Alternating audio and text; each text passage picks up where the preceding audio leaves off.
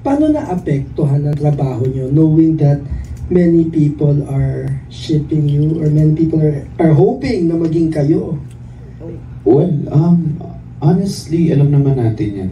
Dahil madaming sumusuport sa amin, the way ng paano kami mag-work with each other, paano yung team up namin, mas maraming nagtitiwala, mas lalo nagbabank up sa amin, to give us a try and ipakita sa amin at ilabas, lalo na si Viva. Sobrang gusto nila.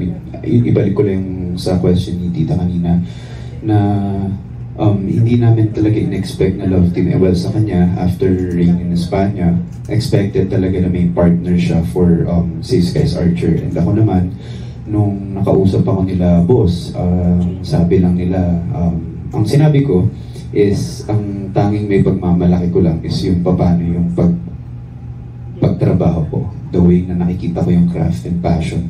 Kung karakter, kung anong role, game po ako, game ako sobra. Pero, boss, hindi ako ready sa mga hubaran. Hindi ako hubaran pa, ganun.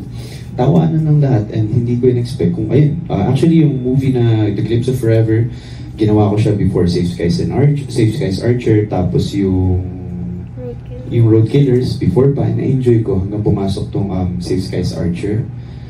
Hindi ko in-expect na matagal pala tong team up na to. So, from magkatrabaho, naging team up, naging friends, more than friends. Ayun na. Kasi, ano ba? May narinig po ba kayo? Lumalabas. Diba?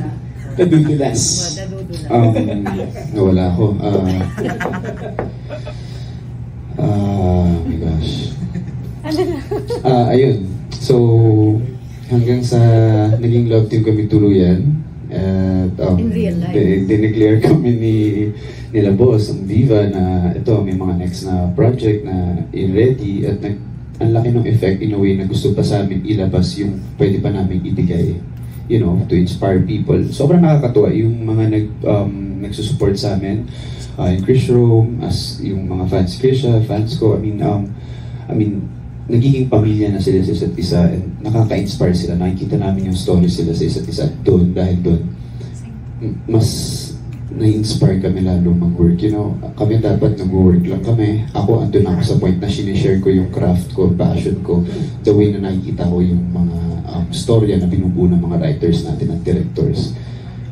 Hindi ko in-expect, alam mo, nakakatagos ng puso ng mga tao. At yun effect talaga.